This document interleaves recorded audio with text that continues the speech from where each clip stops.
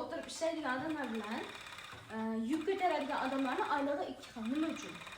Chunki kompyuterda o'tirib ishlaydigan odamlar ko'pincha miyasini ishlatadi-da, moralniy charchaydi. Bu yoqdagi grushiklar bo'lsa, fizический charchaydi. Moralniy charchagan bilan fizический charchaganni razницasi, moralniy charchagan odam ko'proq butun tanasidan tashqari miyasini ishlatgani uchun bayog'i qattiqroq charchashadi-da. Moralniy charchagan odam ko'proq dam olsa, bayog'i nerv joyiga keladi-da. Ammo fizический charchagan odam bitta uxlab turganda o'ziga kelib qoladi-da. Shuning uchun bayog'i moralniy ishlayotgan odamlar oylig'i ko'proq bo'ladi. Fizический ishlaganga qaraganda.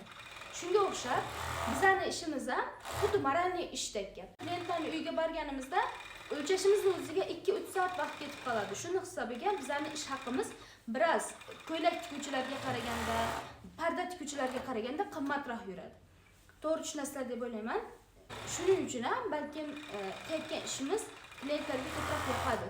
Chunki bizlar bitta o'lchayotganning o'zida ham bichib, ham tikib ko'ramiz xayolimizda.